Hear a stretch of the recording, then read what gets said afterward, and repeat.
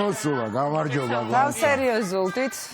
შენი შვილი კარგად გრძნობს თავს ერთობა. როგორ მიყვარს ჟურნალისტები სტუდიაში არიან და მათ შორის რა თქმა უნდა გვანცა კილანავა, იმიტომ რომ ვიცი მაგარი საინტერესო თემა იქნება თაკო. კი, თან მთელი მსოფლიოს ყურადღება ახლა ამერიკის შეერთებული შტატებისკენ არის მიპყრობილი, განსაკუთრებით ვაშინგტონისკენ. აქვე სანამ გვანცა დაიწყებს საუბარს, აუცილებლად უნდა აღვნიშნო, რომ გუშინ მთელი საღამოს განმავლობაში რუსთავის მაყურებელს ჰქონდა შესაძლებლობა, რომ ლაივის რეჟიმში თვალი ედევნებინა იმ ყველა მოვლენისთვის და პროცესისთვის, რომელიც ვითარდებოდა კაპიტოლიუმის შენობაში და შესაბამისად უკვე დეტალებზე ბუნებრივია შენ ისაუბრებ და გაგვარკვევ. მოგესალმებით კიდევ ერთხელ მივესალმებით ჩვენს მაყურებელს, როგორც აღნიშნეთ, გუშინ მთელი მსოფლიოს ყურადღების ცენტრში იყო ვაშინგტონი, სადაც დონალდ ტრამპის ინაუგურაცია გაიმართა. ცერემონია ცივი ამინდის გამო ღია ცის ქვეშ არ ჩატარდა. ფიცი ამერიკის შეერთებული შტატების პრეზიდენტმა კონგრესის შენობაში გუმბათოვან დარბაზში კაპიტოლიუმის როტონდაში დადო. ტრამპმა თავად თქვა უარი ძლიერი ყინვის გამო ღია ცის ქვეშ ინაუგურაციის ცერემონიალზე. აღსანიშნავია, რომ ამავე დარბაზში 40 წლის წინ რონალდ რეიგანმა დადო ფიცი, ანუ მეორე შემთხვევაა, როცა ღია ცის ქვეშ არ ჩატარდა ინაუგურაციის ცერემონიალი. ამერიკის 57-მე პრეზიდენტი ლაფაიეტის მოედანზე წმინდა ივანეს სახელობის ეკლესიაში ღვთისმსახურებას დაესწრო გუშინ დილის 9 საათზე, შემდეგ მეუღლესთან ერთად მივიდა თეთრ სახლში, სადაც ჯო ბაიდენი და მისი მეუღლე ჯილ ბაიდენი დახვდა და ჩაით გაუმასპინძლდა. ესეთი ტრადიცია არის, ყოფილი პრეზიდენტები ეგებებიან გამარჯვებულ პრეზიდენტს და მის მეუღლეს. შემდეგი პრეზიდენტები კაპიტოლიუმიდან საპრეზიდენტო ლიმუზინით მივიდნენ კაპიტოლიუმთან ვაშინგტონის დროით შუა დღის 12 საათზე და ჩვენი დროის საღამოს 9 საათზე 78 წლის დონალდ ტრამპმა დადო საპრეზიდენტო ფიცი და უკვე მეორეჯერ გახდა ამერიკის შეერთებული შტატების პრეზიდენტი. ტრამპმა ფიცი დადო ორ ბიბლიაზე, ერთი გახლავთ პირადი ბიბლია, რომელიც დედამ აჩუქა 1955 წელს, ხოლო რაც შეეხება მეორე ბიბლიას, ეს გახლავთ ლინკოლნის ბიბლია, რომელიც 1861 წელს სწორედ ამ ბიბლიაზე თავად აბრაამ ლინკოლნმა დადო ფიცი. 2024 წელს საპრეზიდენტო არჩევნებში კამალა ჰარისის დამარცხების შემდეგ 57 პრეზიდენტმა უკვე ოფიციალურად ხელახლა დაიკავა ოვალური კაბინეტი. ამერიკის შეერთებული შტატების პრეზიდენტის ინაუგურაცია მსოფლიოში ერთ-ერთი ყველაზე ყურებადი ცერემონია არის, რადგან ამ დროს ვაშინგტონში თავს იყრიან არა მხოლოდ ამერიკელი, არამედ მსოფლიოს წამყვანი პოლიტიკოსები, ცნობადი სახეები, ბიზნესმენები და სხვა ასევე ცნობილი ადამიანები. ცერემონიალი კიდევ ერთხელ აღნიშნავს დემოკრატიის ტრადიციებს და ერთობას. ტრადიციულად ინაუგურაციის ცერემონია კაპიტოლიუმის შენობის გარეთ იმართება, თუმცა წელს რეკორდულად დაბალი ტემპერატურა იყო, როგორც აღნიშნეთ, ცერემონიამ კაპიტოლიუმის დიდი რაოდენობის დარბაზში გადაინაცვლა, რის გამოც სტუმრების რაოდენობაც შემცირდა და სულ რაღაც 600 ადამიანი ესწრებოდა ტრამპის ინაუგურაციას.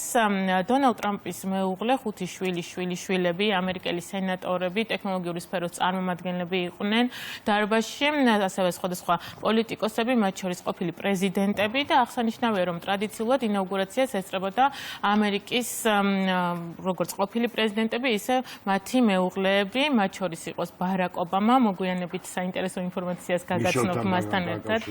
კი ბატონო, ამ დღეს რა თქმა უნდა განსაკუთრებული ყურადღების ცენტრში ხვდება პირველი ლედი მელანია ტრამპი, რომელიც უნდა აღვნიშნოთ, რომ არაჩვეულებრივად გამოიყურებოდა. ყოველს ახერხებს ყურადღების ცენტრში აღმოჩნდეს ხოლმე ნამდვილად. მოგეწონა ლაშაშა? ძალიან დახვეწილი იყო ჩემი. მე არ ჩემი მახსენდება ისეთი შემთხვევა, როდესაც ამ შემთხვევაში მელანია ტრამპი რაღაცა სათანადო დონეზე არ იყოს, გუშინაც წარმოუდგენელი იყო, აბსოლუტურად დახვეწილი.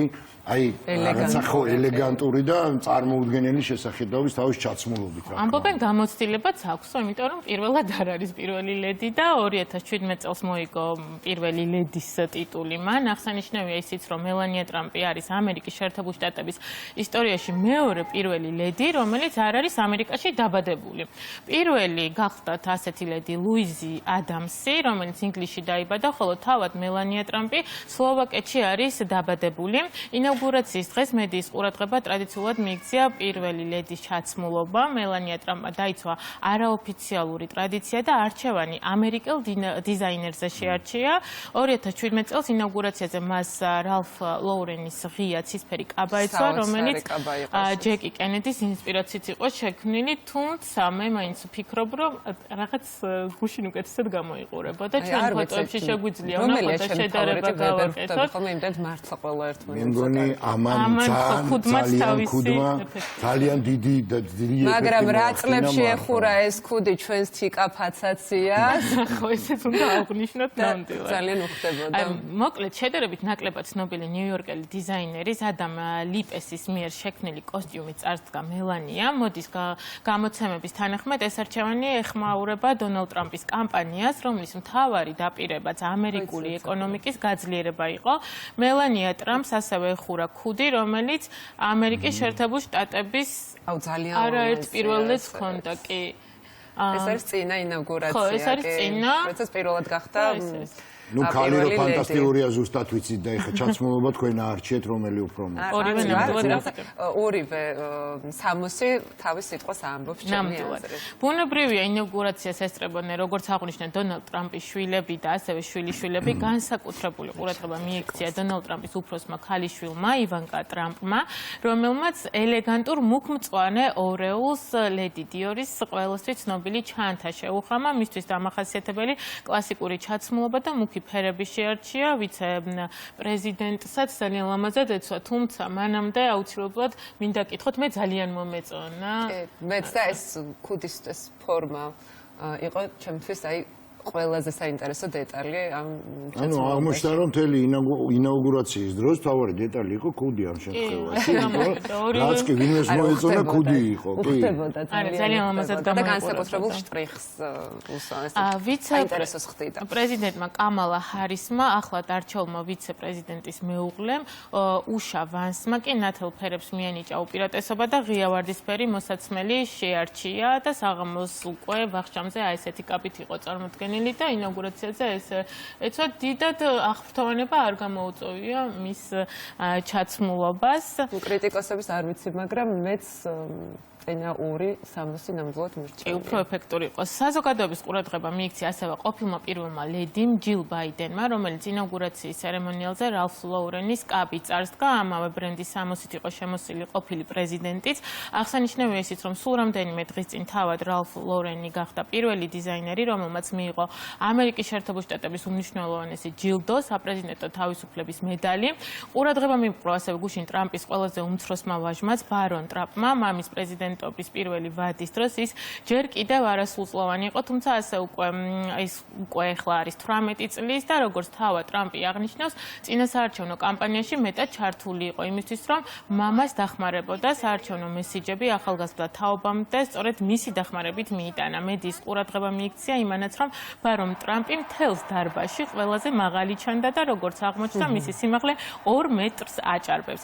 ინაუგურაციის ცერემონიას უამრავი მოწვეული სტუმარი დაესწრო, რომელთა შორის იყო ყოფილი პრეზიდენტები და მათი მეუღლეები, ვიცე-პრეზიდენტი კამალა ჰარისი, ბიზნესმენები და ისეთი ცნობილი პლატფორმების შემქმნელები, როგორიც არის მეტას მარკ ცუკერბერგი, ამაზონის ჯეფ ბეზოსი, ტესლასა და SpaceX-ის ილონ მასკი, Apple-ის ტიმ კუკი და ასე შემდეგ. ცერემონიას გამოაკლდა ყოფილი პრეზიდენტის ბარაკ ობამას მეუღლე, მიშელ ობამა, რომელმაც ინაუგურაციაზე არ დასწრების მიზეზი არ დაასახელა და დიდი მითქმა-მოთქმა აყვა.